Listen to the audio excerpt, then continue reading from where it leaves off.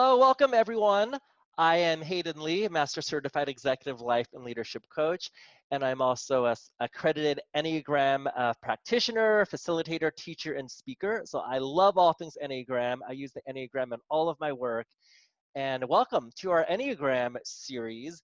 And today I'm super delighted to jump into our 3 panel to really get into the head, heart, and body of how a 3, Enneagram Type 3 thinks, acts, and feels.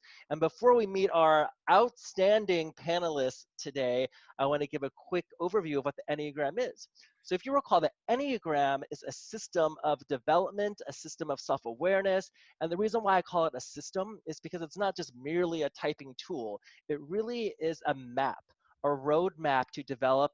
It's not static. The Enneagram moves, meaning you become aware of your core type's motivation, and from there you can develop into the best of all the types. So we want you to be the best leader you can be as your type by integrating all the other 8 types within you. So, and I want to underscore the point that the Enneagram is about motivation, not behavior. So there could be 9 different types of people doing the same behavior, but they could be all 9 different types because the motivation behind their behavior is what drives the Enneagram. So that's why I find it so fascinating. So even though there may be some stereotypical behaviors of certain types, we never really know what someone's type is unless they really do, a very thorough assessment and really have a deep conversation, with someone who's very seasoned in the Enneagram. So with that said, let's dive into Enneagram Type 3, which the nickname of the Type 3 is the achiever, the competitive achiever, the doer, which I think is very appropriate for our very accomplished, achieved guest today. So welcome, Seth Schaefer and Mandy Leto. If you could just please briefly introduce yourself, a little bit about what you do. So we'll start with you, Mandy. Thank you for having me, Hayden. I am Mandy Leto. I coach the Ferraris of the business world, mostly in investment banking and private equity. I'm based in London, and I'm so delighted to be here because Hayden has helped me with the Enneagram to make sense of what are the carrots that drive me. So I think I present as a 3 in many ways, and I'm really excited to be here. Thanks for having me. Cool. Thank you, Mandy. All right, how about you, Seth? And my name is Seth Schaefer. I am a partner in Christopher Schaefer Clothier, where we make bespoke suits. And I'm also the co-founder of a nonprofit called Sharp Dressed Man, where we recycle suits and give them to men who are getting back up on their feet. I also am extremely grateful to be here and very, very happy. And I can't wait to see what we get into today. So thanks for having me. Cool. Thank you, Seth.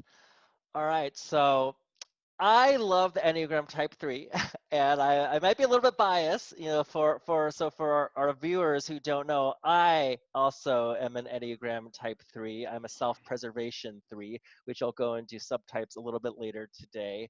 So I know a lot about the Enneagram 3, so I will be sharing a little bit about my thoughts and experiences as well from my point of view. But Mandy and Seth, my first question is, so we've all done the professional integrative Enneagram assessment together, and we've all debriefed it together. So when I first sent you your results and you were reading over it, what were your first reactions? I would love to hear that. I felt really naked. To be honest, I felt like, when you're in a changing room and there's like one of those flimsy little curtains, and I just felt like somebody went and I was standing there exposed like a bunny in the headlights, because I didn't think that anybody else could know all those things about me. So that was exposure was the first reaction. Yeah. How about you? I thought I was very shocked.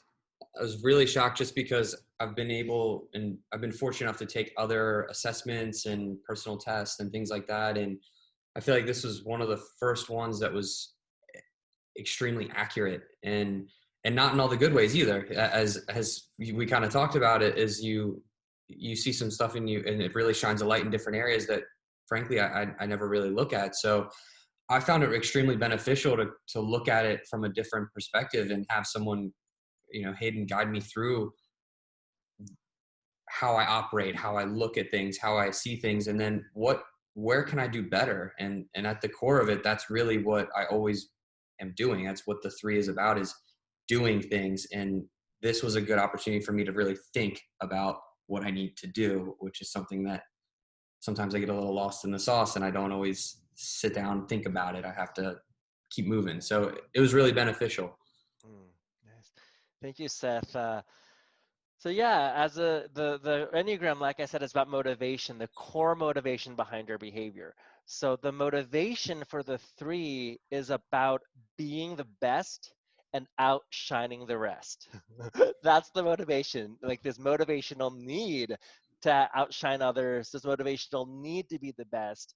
And like Seth was saying, there's great strengths, right? I mean, who doesn't want someone who is driven and ambitious and result oriented? But of course, there is a dark side to all the Enneagram types, and for all the Enneagram types, any strength in excess then becomes a weakness, and I think that's very true for our type as well. So for typical acting, thinking, and feeling patterns, right? So 3s are action oriented, they're goal oriented, they're results driven. So how has that showed up in your lives? I think I learned at a really young age that this was the best, most effective way to get a sense of self and a sense of worth. So when I came home as a kid with tests that were 10 out of 10s or blue ribbons or gold stars, all of a sudden the light of my father in particular was shone on me. And I felt like I was really important. I was loved. I was somebody. And I'm sure all this stuff is laid down in childhood patterning, but this was the way that I learned how to get love. And throughout my life, up to the time of now being nearly 50, I've learned always that to turn up and be the person who wants to roll up their sleeves, get shit done, be extremely efficient, cut through all the fluff, that has been part of my winning strategy and has helped me to be a girl who grew up on a farm to move to England and do a PhD at Cambridge University. So this has always been the point on the bow and arrow for me. Like, this has always been what's helped me to strive is I know who I am. I may not be the smartest person in the room, but I will outwork you. I will stay longer. I will come earlier. I will have more gumption. I will just bring all of who I be into doing. So I think this is, I really identify as a doing person, as an action taker. And I think particularly in the Western world, this is really, really something that even if it's overused, and I suffered from terrible burnout as a result of this, but it's something that we're praised for. So it just becomes this fantastic loop. The more you do, the more praise you get, which, is just like a little dopamine hit every time. So I think that's how it's worked for me until it didn't, but that's another story. Over to you, Seth. We'll get there. We'll get there. Yeah, the part about being celebrated for your work ethic is really where you get validation in a way that you don't normally get. And all of a sudden people really like to hear these war stories of staying up all night, and even in movies, and you hear the stories of big entrepreneurs and it's like, he stayed up all night and he worked so hard and he did this and that. And for someone like me, it really resonates. And then I go, well, if they did it, then I have to do it, because that's how I get to what they did. And then the burnout hits, and then you have to reevaluate in different areas. But the motivational aspect of it is just, there's a tangible result when you do something. So when you go from starting a project and then finishing the project, you can see what you've accomplished. And that's really where I think a lot of it stems from for me, is that I like seeing the result of my labor. And if I can't see the result of my labor, then I no longer want to do it, because it doesn't seem that it serves me. And that's where the doing part of it is really just embedded in me, is like, if you're not doing something, then you're just going to keep getting what you've always got. And if you don't like what you got, then you got to change something. So then you need to do something. And the pattern continues. But really in that part of, you need to change something, also you need to think, and you need to feel something, and then you need to do something. And I am not one for those other two. I clearly am like, this is the only way, and it's through, and we're doing it. And sometimes it works and sometimes it doesn't. And that's really where the Enneagram has been so insightful, I feel like. So the celebration of work seems to be the common theme. Yeah. And what I'm hearing from both of you, and for myself included, is this doing a lot in this fast-paced lifestyle and efficiency and effectiveness. And I think, well, I love how Mandy referred to at a young age, she realized that's a winning strategy. And even using that vocabulary of the word winning is a very three-word to use. Like, to win at life, to win at school, to win mom and dad's affection.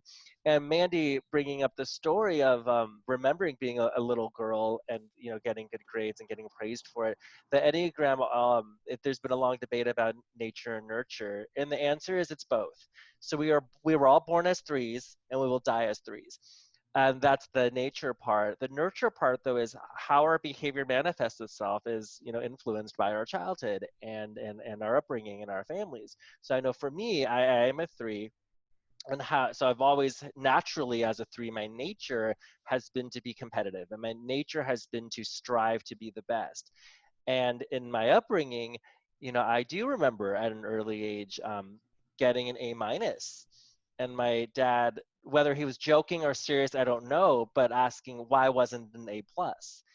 And this was I don't know, 30 years ago, you know, and it's like still something I remember. And so it's a very much in our childhood, you know, we get messages early on that, you know, solidify, you know, or like throw fire on or throw fuel on the fire for our types. But then when I would get, you know, really good grades, or when I would win the essay contest, oh my God, loved it, loved the praise, loved the compliments.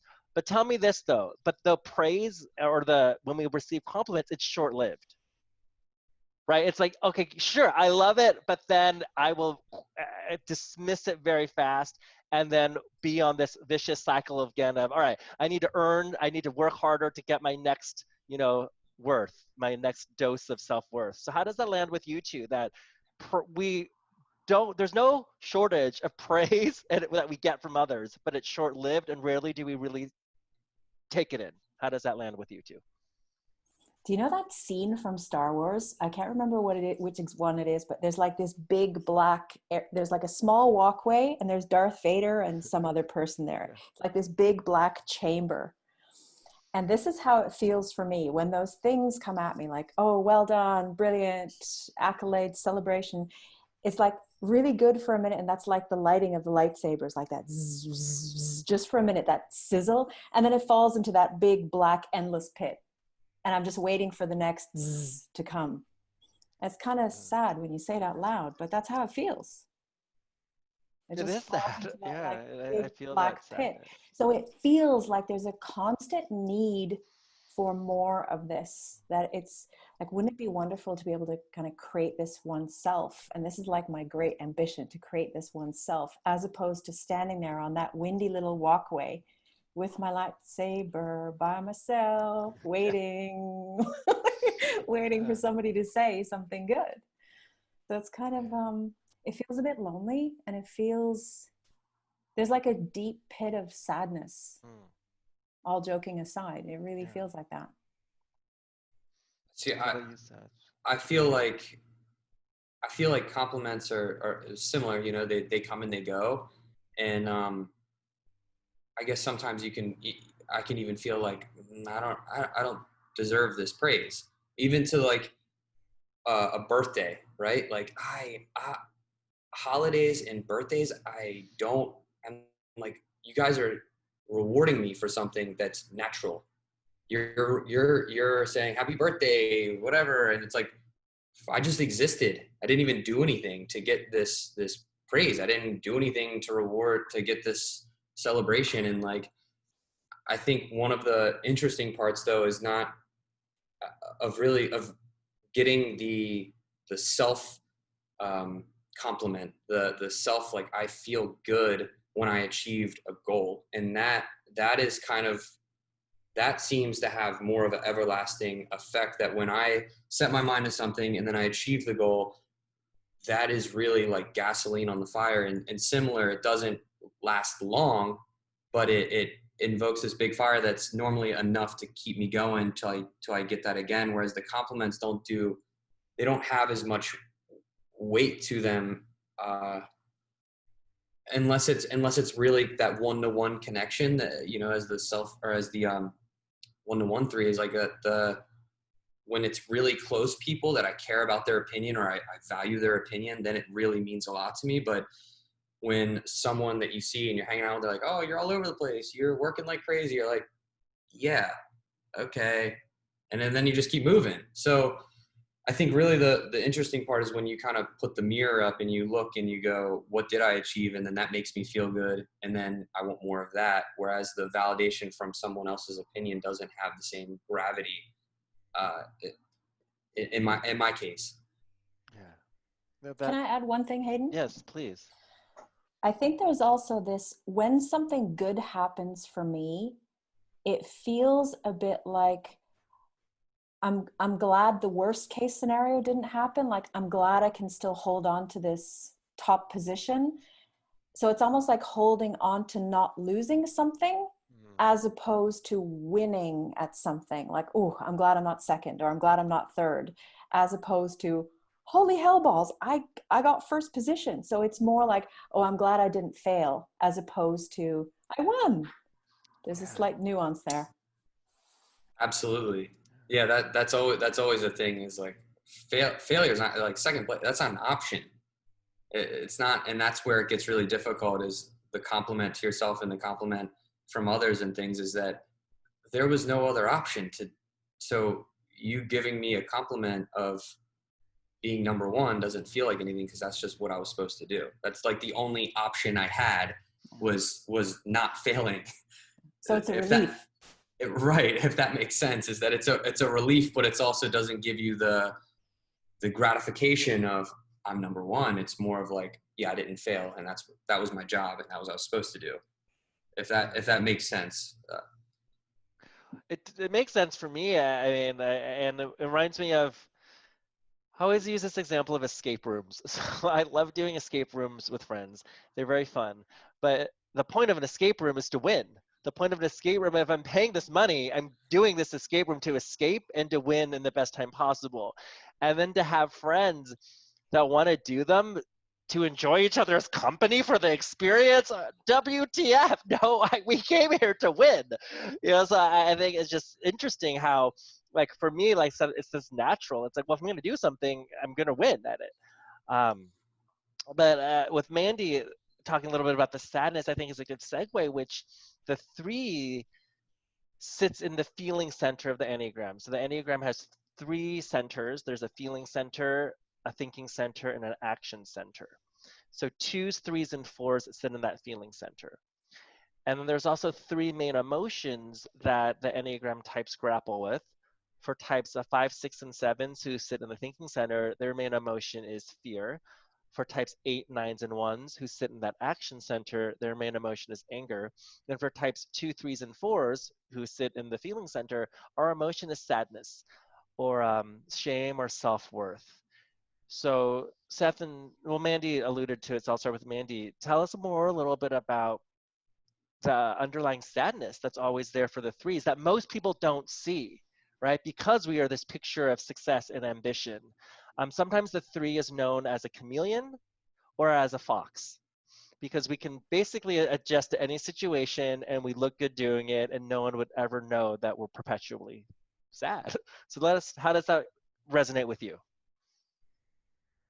I was so relieved when you explained that to me, because I thought I was a malfunctioning 3 somehow, like there was a cylinder loose or something. But it makes complete sense that underneath this great ambition and desire to create something, there's a voice in my head that's constantly telling me that it'll never be enough. No matter what it is that I create, I'll be unlucky, it'll be the wrong time, somebody will be richer, faster, there'll be some other advantage that somebody else will have. So I will empty myself to create something that is my burning ambition and the way that I feel I'll make the ding in the universe.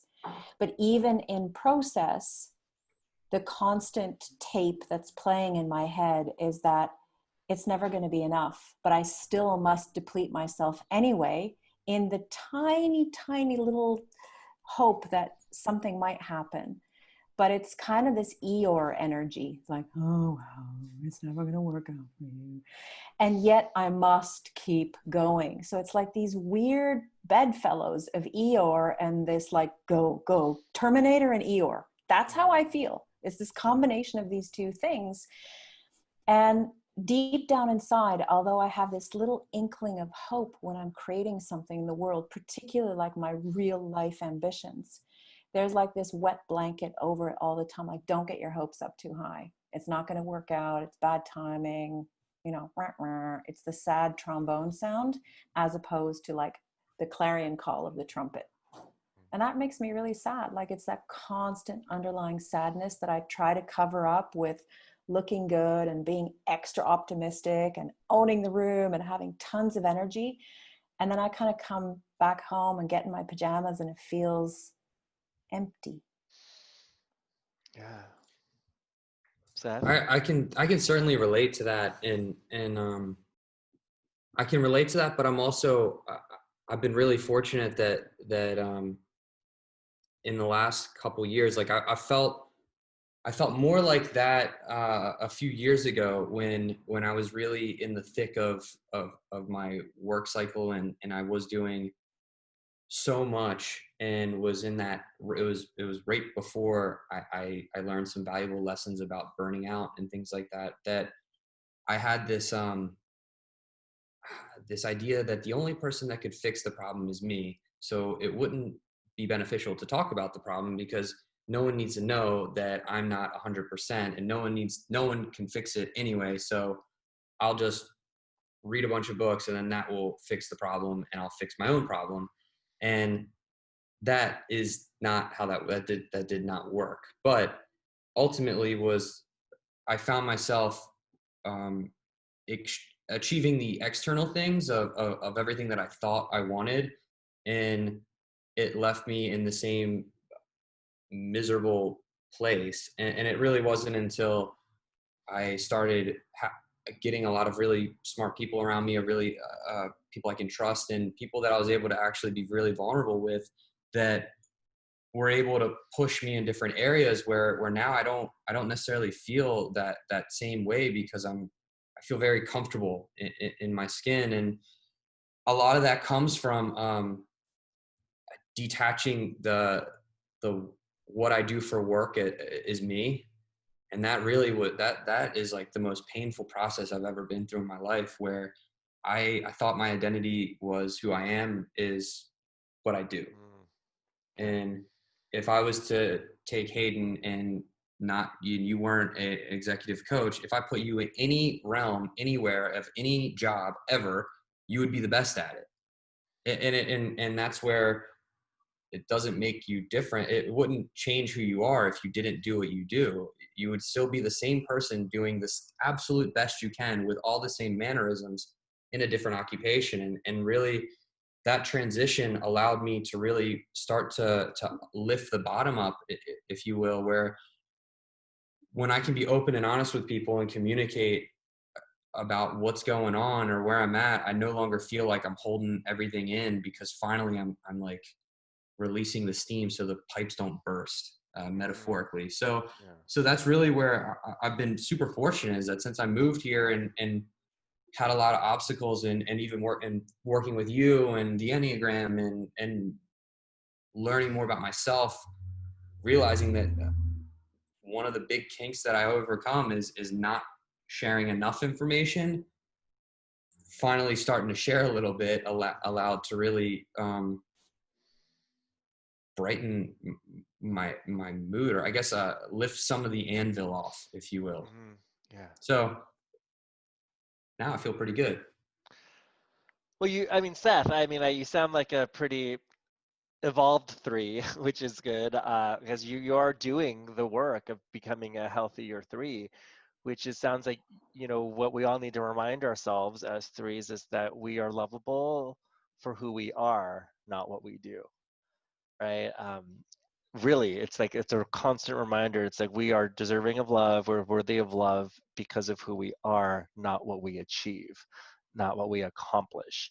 And it's stepping into our being, which is hard for threes. And it's, in some ways, the way you're speaking, Seth, is like you may be more evolved than me and Mandy. It sounds like you got your being sounds pretty good, but because threes we're good at doing, right, get shit done, but the being, really sitting in our thoughts, really deciding who we are. And I like how Seth said it. It's like who we are as people, that's what will make us successful. That's why we're successful no matter what we choose to do. It's like because of just our being. And being is getting clear on what we stand for, getting clear on our values. So that's a good segue into the vice of the three. So the vice of the three is deceit. And deceit is, so we want to talk about going from vice to virtue. So if the vice of the three is deceit, so deceiving ourselves and deceiving others, right? And what that means is oftentimes getting so lost in this image of success or this portrayal of success that we as threes may lose sight of who we really are, because we don't even know who we are, because we're getting wrapped up so much in, well, who are you? I'm a CEO. Or who are you? I'm a six-figure coach. Who are you? I'm a successful business owner of, a clothing company. But that is not who we are. Like who we are is our being, so I want my, working on my being, I want my being to represent, like love and empathy and self-care and compassion. Like that's a being, right? That's who I want to be. I don't want to just be someone who achieves a lot and makes a certain amount of money or has all these accolades, which I do, and multiple accreditations, multiple certificates, all that stuff. But at the end of the day, it doesn't matter. And that's what I have to remind myself is my work. So tell me about you, Mandy, how deceit can show up for you. I had a very compelling conversation a couple of years ago with a fellow coach who was very blunt with me. And he opened the conversation in a way that really drew me in. We were at a coaching day, and we were paired up. So we were sitting knee to knee, and this guy was like dressed to the nines. He could have just come out of Seeing Seth. Like he had the pocket square and the hair and he just looked, which is why I chose him, because it's obviously very image conscious. And I thought he's going to give me a nice time. We'll go just deep enough. And so he said, I'm a little bit intimidated talking to you. You're so accomplished and you're this and you're that. And I was just like taking it all in. And just when I was relaxing into that conversation, he leaned in and he said, I see who you really are. And I want to tear all that shit down. And it took my breath away, because my first reaction is like, oh, what do you mean? But I knew exactly what he meant, because this ain't my first rodeo. Like I knew what he was talking about. And it was amazing that he had like some kind of James Bond glasses on, that he could see through all the deceptive layers that I had put on, whether it was the blowout or the Tom Ford red lipstick or like the Bottega Veneta bag, or like all the understated lux of who I be in the world, or who I thought I was being. And, I'm this bulletproof professional, and I will sit there and intimidate people so that I don't have to talk about my own feelings. Like I will just sit behind my PhD and my great listening skills, but I will reveal nothing of myself. And he tore all that down in one sentence. And I thought, do not make a scene, don't start crying. But this conversation that I'm sharing is such a symbolic thing for how for so many years I felt compelled to show up, to be liked and to be accepted and to be revered, because I had this kind of scrambled message in my head that this is what it meant to be loved and to connect. And what he actually ended up saying to me was, who you actually are is so much more compelling than you're trying so hard to be. And that's what really got me started on this journey. I'm like, well, what do you mean? Like, if you take away all this stuff, I'm just like ordinary. And he's like, yeah, and that's why we love you. So that's my deceit story. What a great story. It's amazing when you can meet a stranger and have, you know, an interaction like that, where it's just, I want to tear that down. And to that point, I have a lot of those experiences as well. I mean, 2 years ago, I move here, I start this business, things don't go the way I planned. And the next thing I know, I'm driving Lyft. But the night before, I'm at like an Oscars party. And then later that night, I'm driving Lyft for all the people who left the Oscars. and like, and the deception is that, look at this guy, he's achieved, he's at the thing. Especially like when it comes to social media, I find it absolutely hilarious to see that the perspective that it's so easy to portray whatever you want.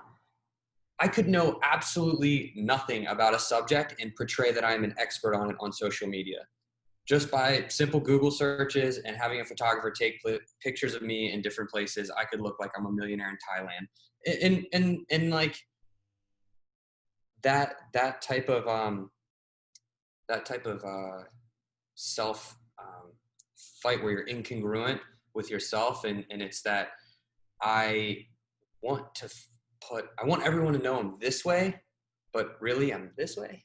It's such a challenging thing, and especially when it comes to material things of like, you have nice clothes, you have nice things, but yet you feel you're like, this doesn't do anything. And I'm not fooling anyone. That's the worst part, is when you're like, I think that everyone thinks that they know what I'm doing, but come to find out, a lot of people can read between the lines. And honestly, I guess on the previous topic we talked about, the one thing I was going to say is the difference is that in the last 3 months, I haven't been able to do the one thing that drives me, which is my work. So I'm going through some radical transformations within that. So that's where, so just to give you some perspective of where I'm at, it's not like by force my work was taken away from me. So I had to start working on other things, which ultimately led to working on me. But the deceit part of it, I find that deceiving ourselves is really like the bane of it. But I also think that deceiving others to get whatever you want is also a negative part that we do as well. Because if you are in the way of my goal, I am absolutely ruthless, and I will remove you from my destination one way or another. And I think that's where sometimes the deceit gets really is shown, where I don't need you anymore. So I need you to get out, and I'm going to go here. And that's where I feel like the monster really shows itself. And sometimes the deceit can be a good way, where I can use inception to plant ideas to my friends, where then the idea of them bettering themselves comes up in a different way, that it's their idea. And I'm like, what a great idea for you. Even though I told you that idea 3 weeks ago, now it just manifested. So I think the deceit is a two-headed monster, because sometimes it really can be beneficial for people who don't see their own potential. Well, threes are really adaptable, and that's what I'm hearing from you, Seth, too. You know, due to COVID, you know, you couldn't have people in person in your shop, but then you adapted and were able to, you know, start another business, which is taking off. So, and that's, you know, I have no doubts, you know, when threes go through hard times, that they're going to make it out of it. So there is that resilience in threes that I love.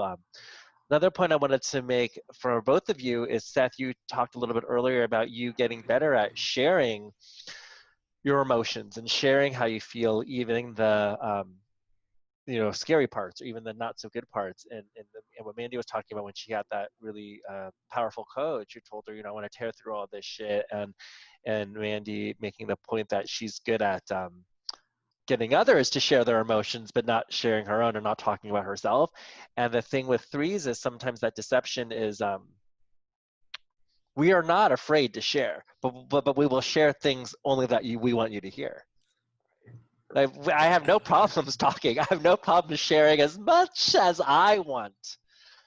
So it's interesting how threes will share. Threes are by no means shy, but they will only share what they deem is impressive, or they will only share what they deem will help them get what they want.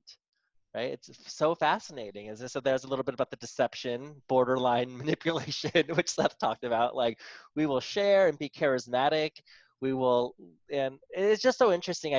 This is a paradox, is what's coming up for that word paradox, where threes have this image and will feel though utterly confident, on one hand, but then there's that loneliness of, debilitating insecurity. So it's this like wavering of that paradox. What Mandy said really resonates with me too. I've led group programs where I'm like the star in front of the room and I'm leading this great program and I feel great, I'm getting all these compliments, but then I'll go back to my hotel room and then it's kind of like, then the self-doubt creeps in and then second guessing everything I did and then feeling a little bit sad and lonely.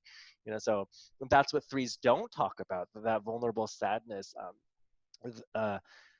And loneliness, I think Seth may mention that too, a loneliness. There's a loneliness to success. There's a loneliness to being so ambitious. And which, yeah, any thoughts on that though, that the loneliness that threes have, like, does that resonate with you too? It resonates with me because I think, especially when you're a high achiever, there's this humility around it.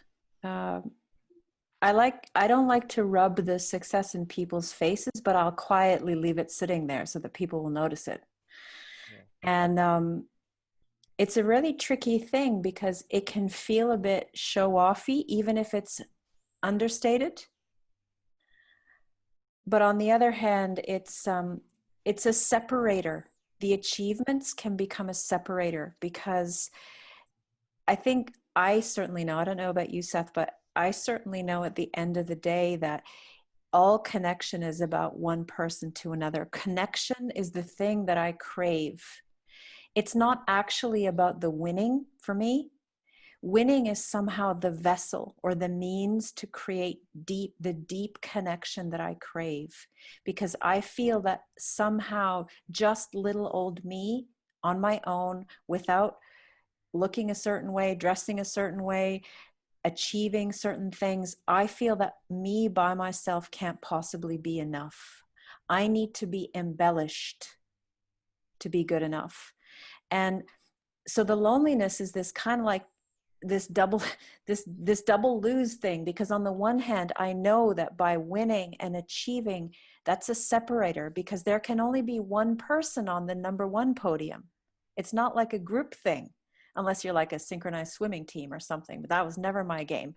So it's like this, there is something about owning the lone wolfness of being number one, but it never brings the deep connection, because in being in your ivory tower or in being on the number one box, that means that there are not other people there with you, unless it's in a kind of revering sense, like, oh, look at you. But it doesn't do this somehow. So there's this separation. So it's like you're damned if you do and damned if you don't. So the connection that I deeply crave, that I somehow keep insisting to go at with achieving, it can never actually get me what it is that I want. And that's like the deep pit of sadness again. Yeah, I can relate to that. I think that there's there's a really tricky place when you want to be the best, and then unfortunately, because I don't want to be friends with number two, and that's where it's kind of this, it's that same idea where, I mean, my subtype, which I only learned about recently, is the one-to-one. So that connection that I crave, that I want to be with other people, and I want to help other people. And that's really what, people ask, why do you do stuff? It's like, well, why is because I want to help other people. And I was taught that is how you get your successes, by helping enough people get their success. And that's where it is that whatever, I don't know, whatever you want to call it, just it doesn't really work when all I want to do is succeed, but then there's that guilt or that shame of, well, I'm achieving all this, but then no one else is. No, like I want to pull you along and bring you with me, but you're resisting. And now, do I stop and sit here with you, or do I keep pulling along and go where I need to go and then leave you in the dust? And that's where I feel that similar thing of that loneliness. But then when I stop and smell the roses, I feel really connected. But then when I'm in my zone, it's like, please just leave me alone, because you don't understand. Just let me do what I need to do. And that's it's a really interesting way of being. You It's a know, paradox, right? So, I mean, there's a paradox in all the types, but I think with what we're saying is, well, then remember the motivation of the three is to outshine the rest, to be the best. So, like Mandy was saying, by definition, our motivation is to be alone. Like we're driven to. Well, I mean, right? I mean, in that sense, like that's it. But I mean, right? Because by definition, there's only one number one. So that's that loneliness. Um, but at the end of the day, what any human wants is connection, right? We need it. You know, I teach a neuroscience of coaching course, and it's all about our brains are wired to be social. We need connection, and I talked about earlier how any strength can become a weakness, and for ones, our ambition and our extreme confidence and competence in excess becomes a weakness. I remember having a 360 done on me, and for those who don't know what a 360 is, it's a feedback survey of your peers who give you feedback, and you read it, and it's like the scariest thing ever. But so I got a lot of great positive feedback, of course. So competent, so smart, so energetic, such a great leader. But then there was the not so good feedback. But the one that really jumped out the most was Hayden is so smart. He's so competent. He's so capable at what he does. It makes me not want to try. Like this was the voice of the person giving me the feedback. And it was like a knife in my heart, which is the opposite of what we're all trying to do, right? We want to be the best, but we also want others to be the best. We want others to, not outshine us, but we also want them to step up to the plate. But that was really hard for me to hear, but it was a great lesson that, which Seth was saying earlier, if anything, this pandemic has forced him to slow down, and that gave him great perspective on being.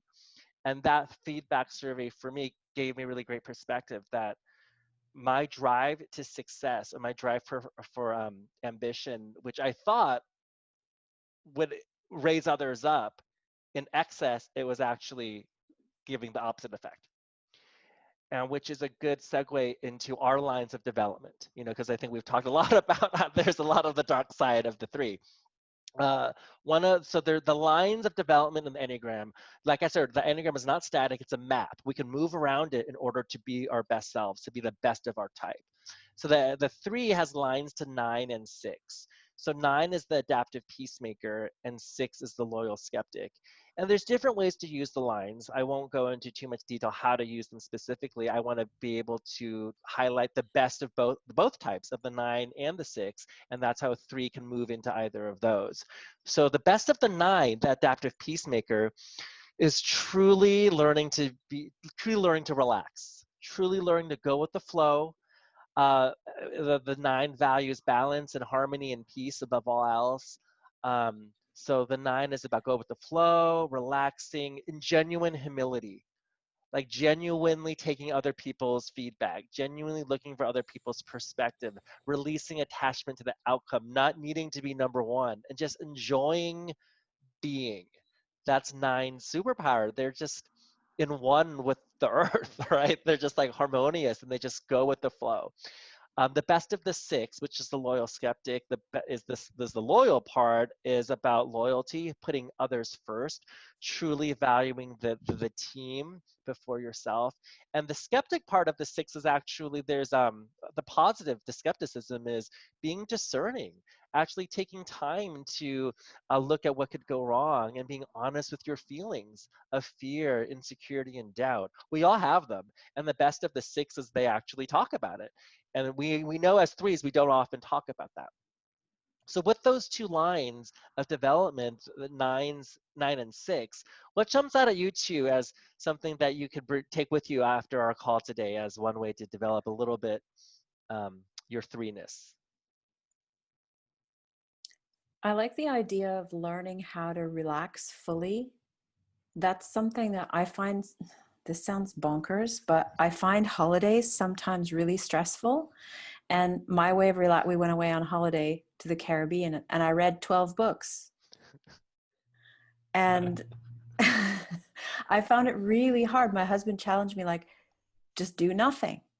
And I got really stressed out. Like I find myself clenching up even now thinking about that. So what I want to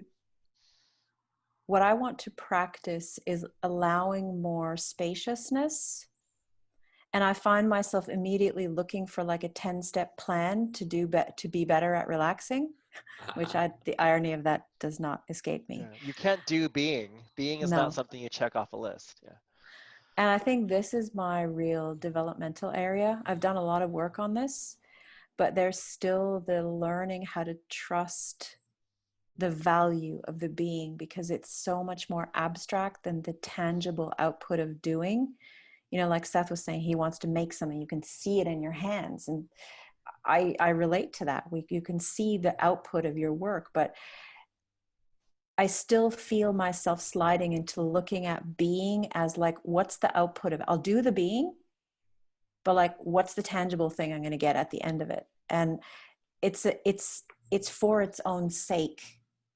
And that bends my brain a little bit as a, well, what do I get if I sit on the chair and look at the ocean? Like, what's the payoff?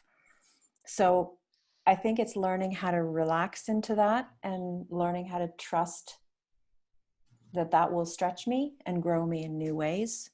And actually maybe even letting go of that, because I'm looking for a payoff there. I just noticed myself like, it'll stretch me and it'll. So it's like, I'll only do being if there's an X, Y, and Z output, outcome. What about you, Seth? What jumps out at you about the lines of development? Well, just on the topic of relaxation and stuff, one of the things, I had lunch with a friend of mine about 6 months ago or so, and that's really where I started taking a look at the relaxation part. Even when I moved here, California has a very different vibe than the East Coast, but he said, you're like the guy who sharpens the saw and then you keep sawing, when you could get so much further if you stopped and sharpened the saw. And that's really where I feel like is I'm using a dull saw, and then without the relaxation aspect, that's why I can't do my best work. And really the hard part is similar to where is that payout? Where am I getting that benefit? Is the unfortunate part is all of the stuff that I do, similar to like, say, a sales funnel, is you're networking, you're doing cold calls, you're doing email marketing, you're doing X, Y, and Z. Not all the times it's trackable. And sometimes it's all, it's the snowball effect of all of them go together, and then that's why it all works. Whereas if you were to remove all the pieces except for one that you think is working, your results probably won't be the same. It's similar with the non-tangible items, is like, because I started meditating and then doing this and that, I don't know if meditation does anything. I can tell if I don't do it, but I can also, I don't feel better. I don't have any, like, I truly don't have like I feel one with whatever, but I believe that it does something, because when I started doing it, I started having different results, and that made me think, well, maybe it's working, so I'll just keep it going. But I think the relaxing part and sharpening the saw is absolutely like the same thing. Like, relaxing is a it feels like a skill that I have to, like a muscle I have to work. And I'm getting better at it again, because I've had some time to do a lot of other stuff, but almost reprogramming my brain of what does success look like, or what does achievement look like. Achievement not only is, for me, it's no longer like I go to my store and I sell clothes. That is a level of achievement, but also staying home and working on myself, or staying home and working on the website, or staying home and doing other things also is a level of achievement to me now. And on that other part of the 9 is letting people help me. That's like, I don't typically do that. And since I did, it's really been beneficial. And then the 6th part is like, I'm as loyal as anyone will ever ask for. You need me to pick you up in Joshua Tree with a flat tire, I'll be there. But I'll do whatever it takes to help out someone. So those are the 2 that I've really noticed that have been incorporated in my life more and more. So I'm hearing we're going to be the best at relaxing. Is if we're going to relax, we're going to be the best at it, because I don't do anything half-assed, and I'm going to relax so effing good. You're going to be so impressed. I actually do have good news. As you know, I've been doing a lot of neuroscience work with these neuroscientists. There's good news for us 3s. When we actually do take time to relax or to meditate, and relax, well, meditate is actually different than relaxing. Meditation is, it's focused, but there's the relaxing in the sense of truly doing nothing. Like truly just letting your mind wander on a nice long walk without looking at your phone, or like sitting on the balcony with, coffee, like we talked about this Seth the other day, like just looking out into the sky for like, 20 minutes with your cup of coffee, no phone, leave your phone inside. There's something called the internal attention network and the external attention network. They're 2 different networks in your brain. So most of the world, especially the Western world, is all about external attention network. It's everything happening outside of us. Especially for 3s, we love doing stuff. So that's all external attention network. But tapping to the internal attention network, which includes, of course, reflection, downtime, but also the time to literally do nothing, it strengthens neural pathways in your brain, which strengthens your brain, which then does impact your productivity and effectiveness. So that is the good news for us 3s, that when we do schedule time to do nothing, it does actually help us become more effective and efficient in the long run. So isn't that great news, 3s? It's great news. So add the doing nothing for 15 minutes a day, to just veg out and let your mind wander. It really does help us become a healthier human, and it really does actually lead to more productivity. So, isn't that good news for us? That's great news. There's hope, and that's the virtue, right? Is hope, which is the virtue of the 3, right? So the vice is deceit. The virtue ultimately is hope. Is really us becoming our best selves as 3s.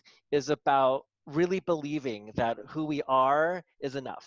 It's not about what we achieve, and just this hope that the world is generous and the world supports us and loves us for who we are. Like that hope, if we embody that, also gives others hope, and that's very uplifting. I love being a 3 because being the best of the 3, people do say that they feel inspired by me, and they love like what I can do because it makes them believe what's possible. And I think all that music to 3's ears. And I think if we really have that hope that, wow, you mean if we're just be ourselves, that is enough. That will be inspiring. We don't have to necessarily do all this stuff in order to inspire. And I do want to make the distinction, though, that being doesn't necessarily mean doing nothing either, right? There's an alignment, though, to have our doing come from our being. Meaning, like, when we get clear on who we are, what we believe in, what our values are, get really confident and authentic in who we are, if our doing is in alignment with that, like that feels really great, right? Because I think a lot of times we burn out as 3s when we do a lot of doing that might not align with our being. So we just want to make sure that our doing aligns with our being. I know I'm conscious on time, so the last point I want to make is the subtypes, because we could talk all day about this, but the subtypes is the 3 parts. It's the 3 different instincts of the Enneagram. So there's actually 27 types, right? There's 9 core types and then 3 subtypes within each type. And the 3 instincts There's the self-preservation instinct, which is, really looking at oneself first, focusing on my own needs, my own my material security, my physical security, my physical needs, material needs. There's the one-to-one instinct, which is focusing on certain people and really wanting to influence certain people one at a time. Then there's the social aspect, which is about social dynamic and social hierarchy and being able to know about the group and the group dynamic. So in threes, Mandy and I are the self-preservation three, which is the counter type to the threes. And the counter type is the three that acts like the least of the other threes. And Seth is a one-to-one three. So as a self-preservation three, this is the three that they focus their success really on themselves though. Like about efficiency, get stuff done. They're very proud of that. They're very ambitious, but they're conscious of not wanting to look too successful or looking too vain. So the self-preservation's vanity is vanity by not being vain. So, because it's still vanity in the sense that you still are conscious of how others portray you. You still want to have this image of success, but not an overstated image of success. So how's that land with you, the self-preservationness in you, Mandy? This is the part where it feels like the changing room has been whipped open, because immediately when you said that to me, when we did my session, I immediately knew that to be true, but I had never identified it about myself. So I think this goes back also to some kind of childhood programming. Be the best, but don't enjoy it too much. Be the best, but don't rub it in anybody's face. Be the best, but don't make a spectacle of yourself. Yeah. Those things are like ingrained in my brain. So just quietly be quiet quality. That's what it is. That the people who really know will be able to identify who's on the podium. And this idea too about when it comes to appearance, this makes me laugh, because for me, that the three not wanting to seem vain, but being hyper aware of the power of impressions and, dressing for success, it's always been look really put together, but don't make it look like you tried. Like that kind of, I woke up like this type of thing, which actually takes longer than making an effort. The kind of no makeup, or my hair just looked like this when I woke up. But, meanwhile, there's a lot of preparation that goes on behind the scenes to make it look effortless. Yeah. I'm a self-preservation three, so I totally relate to this idea of wanting to be looking really successful, but also really humble, or like this drive to be the best, but also you don't want others to know that you're the best, but you kind of do. So it's like this inner struggle between like, look at me, but don't look at me. Like, look how I'm number one, but you don't look at me. And then in terms of the image of dressing for success, I like to dress for success, but it is on my mind to not be flashy, to not be too showy. So that is the irony, that is the vanity, because vanity by definition is like really conscious of what you look like, and so it's like we're so conscious of not being, we don't want to stand out, but we it's kind almost of like outsmarting the vanity. Yes. It's like I'm gonna show you how successful I am by like how humble I am. Yeah, basically. Yeah. Put 10 things on, take 8 things off. Yeah, it is. Yeah. So Seth, though, is the one-to-one. The one-to-one three is a little bit more not afraid to outwardly show his success. And the one-to-one three is about influencing certain people. And you even mentioned it too, is like wanting certain people to be successful and you wanting to be successful. So this person will be successful. So this person will be successful. So tell me how that shows up for you, this one-to-one. And I mean, let's just call it out there too. What you do for a living is you make people look really successful in these really sharp dress suits, which I have 2 jackets of his. They're all outstanding. But like your role is to make people look successful, So tell me about how the one-to-one resonates with you. Yeah. Oh, I mean, just even as far as what I do for work, it's making people look good, but then I do it on an individual basis. So it's one-to-one. It's just me and the customer. And then it's that heavily connected, really value. One of the things that my subgroup is, we value people's criticism that mean a lot to us. And that's where I find I really take stuff to heart when it's like similar to you, like where the person was talking about, you make it look too hard almost. And that was like, oh, it's the same thing as when valued people say stuff like that. I really take it to heart. And on the other side though, of the outshining and things like that, is that in some ways it's really beneficial. It really helps, and especially for what I do, is I have to dress sometimes overly, and that attracts attention, which then gets people to hopefully become a customer, because they're like, where did you get that? And but then on the other side, what I've noticed is similar to where your inner struggle, where you guys have that similar inner struggle of like being vain but not too vain. Mine comes in the fashion of, no pun intended, but it comes in the fashion of being where I want my friends to achieve stuff, and I want to tell them how good I am. And then in a way it makes them hate me because I'm forcing them and I'm telling them how great I am. And it's like, well, I want to tell you how good things are so that you will do them too. But it ultimately has kind of a repellent effect. And they're like, yeah, we get it. You're great. And you're like, no, that's not what I didn't mean for that to come out that way. And that's really what I noticed with my friendships. And a really valued friend of mine said, maybe you should try doing good things and not telling anyone about it.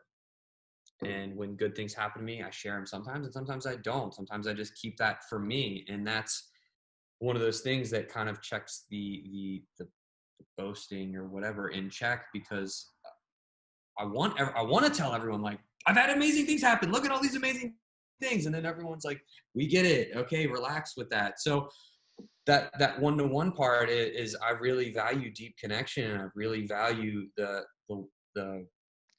I guess the inspiring and the hope part, like we talked about.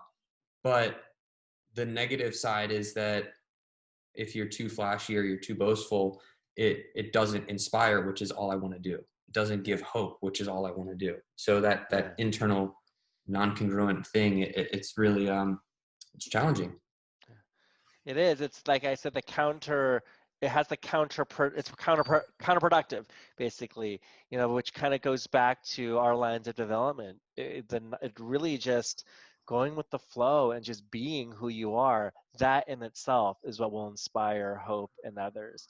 You don't have to force influence, because the one-on-one 3 is about influencing others, but influencing others, you will influence others just by continuing to be you, rather than forcing other people to change, like forcing them to be successful.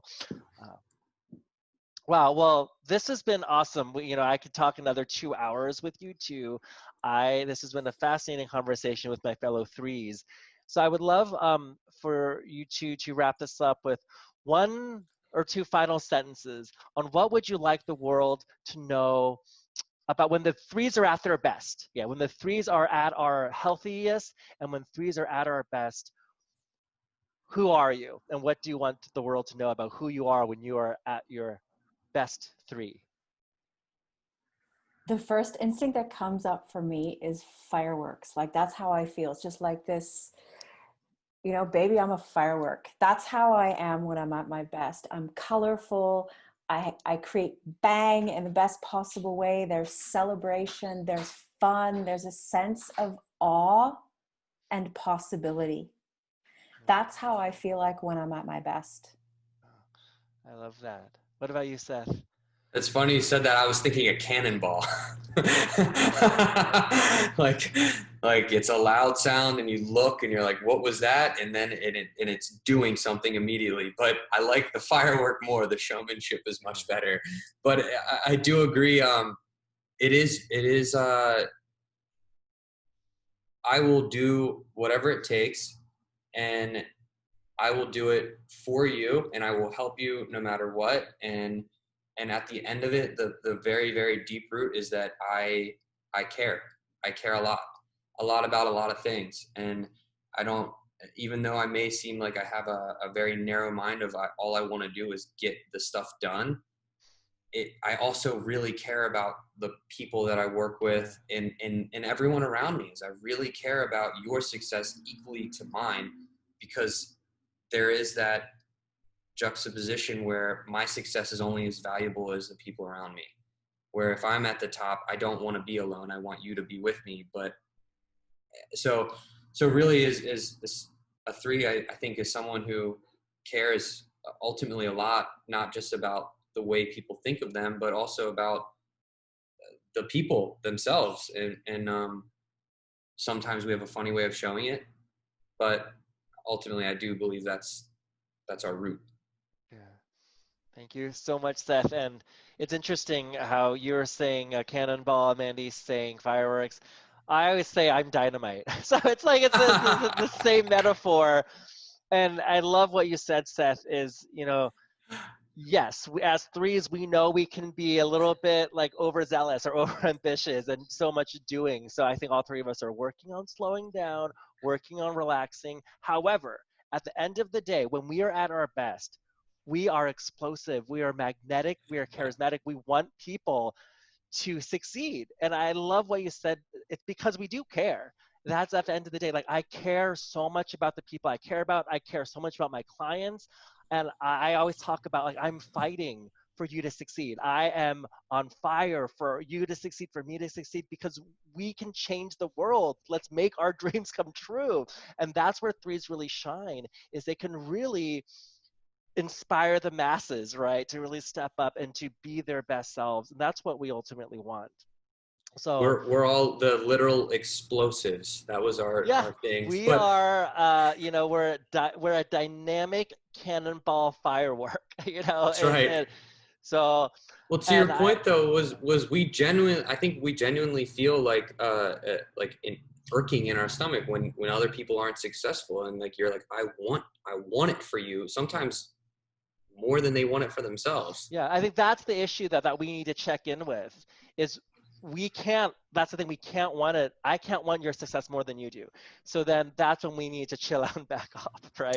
Right. But I think I think one of our best qualities is we have a genuine, we care about people's success. We want others to also feel what we feel when we're able to, really be at our best.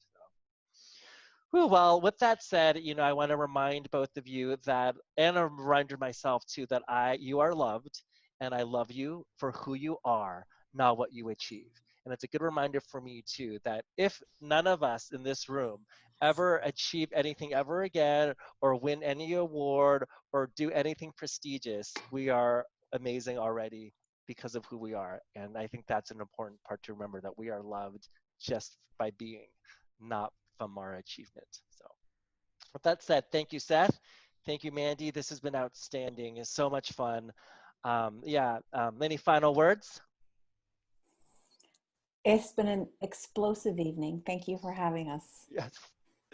Yes, I really incredible. appreciate you having us both on here. Mandy, it was great to meet you and get to hear more about everything that you have to share. And Hayden, I always love learning more about the Enneagram with you. It's always fascinating. Nice. Cool. Super fun. Thank you. And for our viewers, thank you. And if you've, sat with us this whole time, thank you for that patience. And check out my website, haydenlee.com. That's HAYDENLEE.com. If you're watching this on YouTube, please hit the subscribe button below. My YouTube channel is Hayden Lee Coaching. We will be going through all the Enneagram types, and then at some point having a panel of different Enneagram types tackling the same challenge to see how we approach things differently. So thank you, viewers. Thank you to my lovely threes. And everyone, go out there and be the best. Be the best. All right. Thank you, everyone.